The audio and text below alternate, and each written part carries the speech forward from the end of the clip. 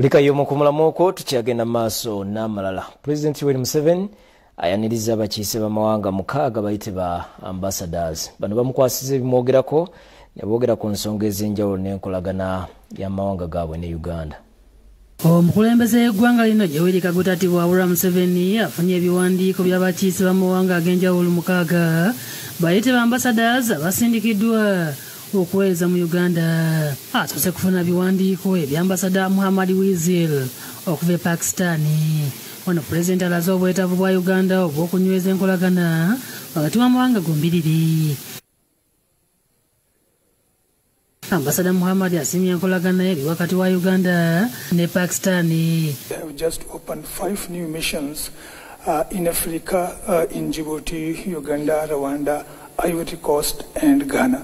This is the first phase, and hopefully we will engage the rest of the countries in future as well. Azeko Ahmed Ibrahim Ahmed awardseri okuva Sudan era nga boogedde ku nsonga ez'enjawulo ezigenderamu okunyweza enkolagana wakati w'amawanga gombi n'okutumbula ebyobusuubuzi. We are very proud of the Uganda experience. But what I want is the coffee to be processed here. So if Sudan companies can have joint venture to process, to export the coffee, but process. What do you think about that? This is good to make a partnership. Yes. We urge the private sector from Sudan to come and to do that, to make so that because we produce a lot of coffee here. President Ilasinkanye retired Major General George Agri Awino nga ye ambasada wa Kenya omujja boogedde ku nkolagana y'amawanga ag'enjawulo okulina okulonda okwakaggwa. Museveni era asinkanye omubaka wa Nigeria omujja Ismail Ayobami Alatise ng'ono amukutidde okulembeza abantu mu kulwanyisa akabinja aka Boko Haram. You are from which part of Nigeria? I'm from the southwest, from Osun State, precisely. We are getting over it. Is the problem reducing or? No, it's drastically reducing. Drastically. It's just that we still have a pocket of insurgency, and it's actually restricted to one part of the country. It's just the northeast. Mungeri emu President Museveni asinkanye Dante Bedieko Asale okuva e Ghana nga boogedde ku byobuwangwa n'ebyafaayo by'amawanga gombiriri. That they were feeding the ancestral spirits. Yes, Your Excellency, I think that is a common tradition among a larger part of Ghana. The pouring, what we call pouring libation. President asembeza omubaka wa Vietnam Nguyen Nam Tien ono ayogedde ku nkolagana wakati wa Vietnam ne Uganda nga neviira ddala mu mwaka ogwa 1996. So on this occasion, we also wish Uganda people richer success in the process of national construction and development.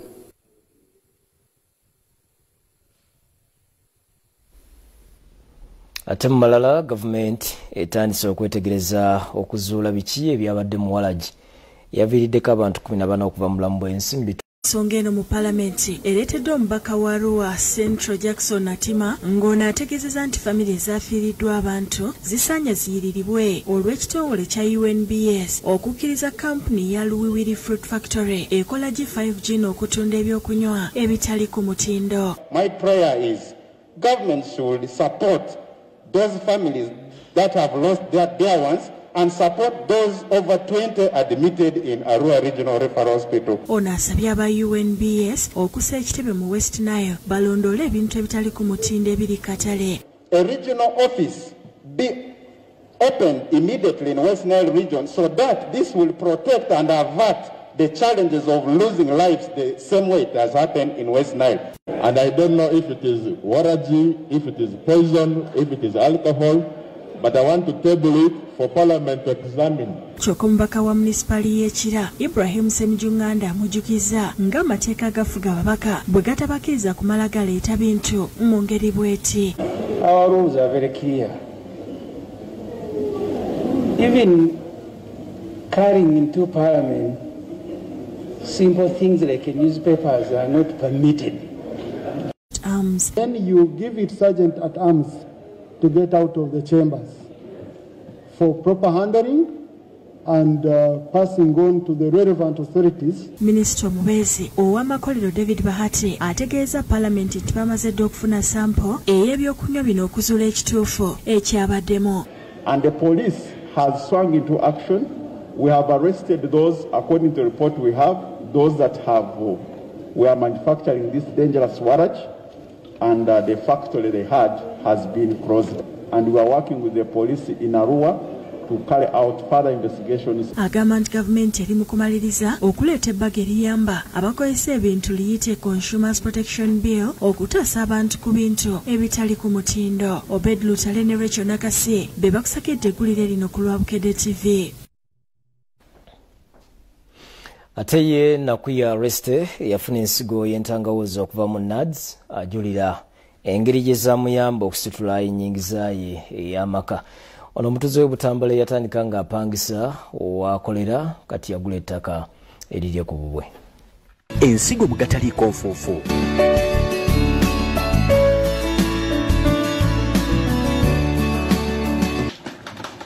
Nga bwe twayanjudde akanyomero kano ku kulunda embuzi wiiki ewedde tutandikidde ku mutendera ogusookera ddala ng'obubuzi bukyali buto. Lino ly'ebbanga wakati nga bwakazaalibwa paka nga buvuuse. Obulunzi bw'embuzi obw'okufuna amagoba ekiyite commercial weetaaga olulyo lw'embuzi oluzaalo.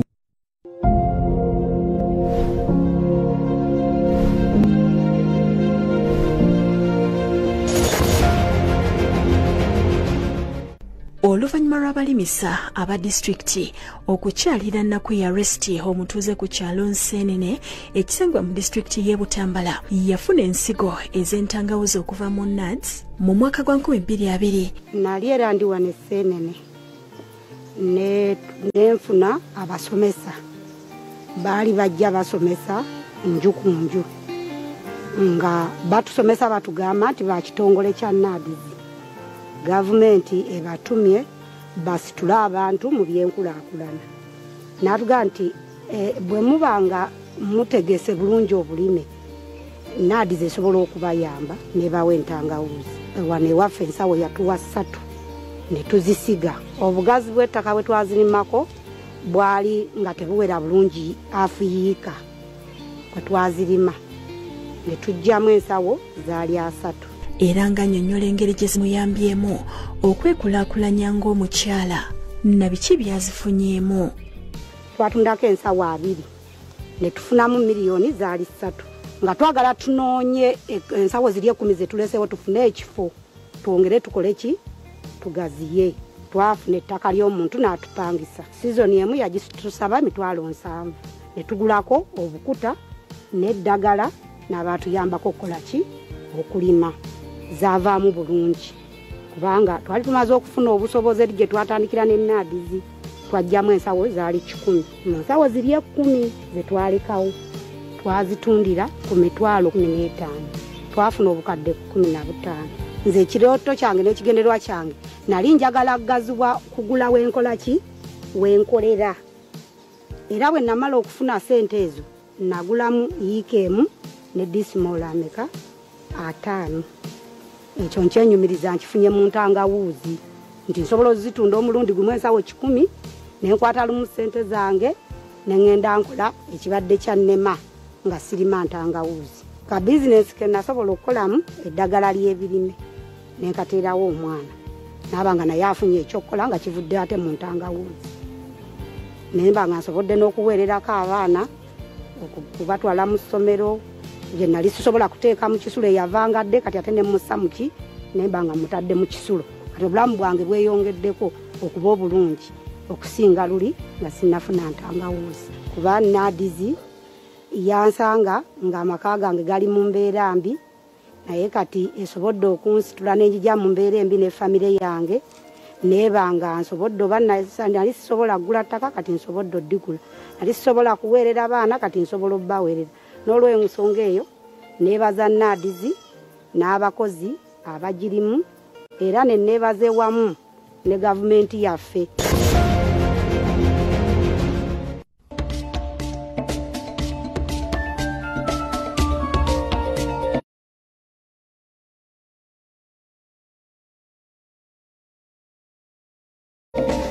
Kuli Kayonyo mu kuumulamoko olwaleero tutandise ennunda yaffe ey'embuzi mu kitundu kyaffe eky'ensigo kye tujja kutusangako buli Lwakubiri. Endabira y'obubuzi obuto tugitandise na kubuyambako mu kuyonka okubukuliza ku sipiidi y'emu. Omukugu waffe Mariam Nakagwa agamba nti buli kabuzi akakufaako obeera ofiiriddwa ssente. Ensigo mu gataliiko nfuufu.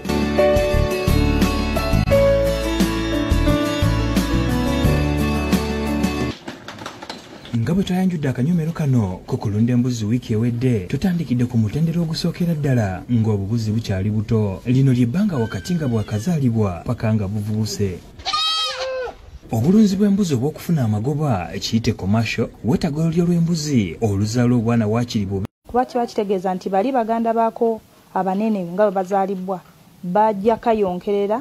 Nakagwa akulaga okuyonsa obubuzi buno bwe kukolebwa. Akabuzi k'otandikirako okuwa kaba tekannabimanyiira. Wabula okamanyiiza oyinza okuba ng'oyozezza engalo zo bulungi n'okawa olugalo ne katandika okukomberera olugalo. Nga luyonjo ne kabanga akalukombeera bw'ola akakombeera ng'obbirira ng'oteekayo ennywanto. Oba ne mu malwaliro g'ebisolo waliwo nipples ze batunda osobola ofuna ezo nipples zigenda ku bicupa bya soda. Kakasa nti bboto n'amata gennyini bitukula bulungi. Obuyonjo buno butandikira ddala ku maama wasula. Mujjuke ntwage maama wasula walina okuba nga wayonjo olw'okuba nti yeebakira ku lubuto n'amabeere aba agasaaba mu ttaka. So ne maama mwennyini alina okuba omuyonjo. Ne bboto eno bw'oba onaakaweera ku bboto erina okuba ennyonjo. Tomala yonsa bboto n'ogireka mu kiyumba enswera zigigendamu era ziba zigibiikamu amagi. So n'amata gennyini g'onaagiwa mata geetaaga nga gali fresh. Obubuzi buno olw'okuba nti buyina body weight ntono tebunywa mangi nnyo wabula just bwetaaga obuto obwo obutonotono. Tugambye amata nga gali fresh nga gakyabuguma galina body temperature ey'ente gy'ogenda okugyako amata geetaaga okugiwa mu intervals eziri regular nga mayonjo nga yakazaalibwa yandisaanye neefuna meals z'amata nga 100 50 to 100 mu nnaku ezisooka. Bw'olaba ng'emanyidde etandise bottle system ng'egiyize awo giwe anti bwegaana. Era tetutabiikiriza mata kuva ku nte z'anjawulo okubaako ekika ekimu kye tumanyiza obubuzi buno. Ente ezimu tumanyi nti zirina mu luzungu kye bayita butter fat content. Ezimu zirina ogwo omuzigo mungiko ate endala ntono. So bw'oba ogimanyizizza olubuto system digestion system n'ogimanyiza quality y'amata emu ebe yandisaanye ebeere eyo anti ng'embuzi yeevuddemu n'otagitataaganya digestion ate leero oleese gali muzigo mungiko ate uli gali lower or something like that. Buno bwo tubukuumira mu kisibo tetubukkiriza genda ku ttale nankulu kubanga bufunirayo obulwadde bw'omumwa ng'omukugu waffe bwagenda okutunnyonnyola wiiki ejja. Nze Dennis Kyobe. Ensigo mu gataliiko nfuufu. Kale tosubwa wiiki ejjanga omukugu wayongera okunnyonnyola ye akulira Lions Club International mu nsi yonna ali ku bugenyi obw'ennaku 3 mu Uganda. Alambudde project ez'enjawulo zibakola n'asiima ettofaali lye bagasse ku nkulakulana y'eggwanga naddala mu kisaawe ky'ebyobulamu. Akulira ekibiina kya Lions Club International Foundation mu nsi yonna Douglas Xavier Alexander asiimibwa nakibiina kino mu Uganda olw'ettofaali lye batadde ku byobulamu n'enkulaakulana y'eggwanga okuyita mu nsimbi ze bassaamu. Bwe twogera nga Lions Club International yakateeka ensimbi ezisibwa mu buwumbi 2 obwa $, mu byobulamu n'ebirala mu nsi yonna. Our reach is large and strong in more than 200 countries and geographical areas around the world. We have a saying out there, where there's a need, there's a lion. And I've been able to see some of the beautiful work that's being done here in Uganda by the Lions with the help of our foundation, LCIL. President Xavier okubasiima asinzidde ku bugenyi bwaliko mu ggwanga obw'ennaku 3 ng'alambula emirimu egy'enjawulo egiteekebwamu ensimbi. I had the pleasure of seeing some of the work that's been done, supported by the grants of our association, which is part of my responsibility as chairperson, is to come out and see the work that we are supporting and to see where we can continue to help. District Governor wa Uganda, Christine Helen Amongen, asinzidde ku hoteli ya Imperial mu Kampala n'ayanjula President Xavier project ez'enjawulo omuli okuzimba ebisolo by'abayizi ku masomero naddala erya Pajobi Primary School erisangibwa e Pakwasizza n'ebirala.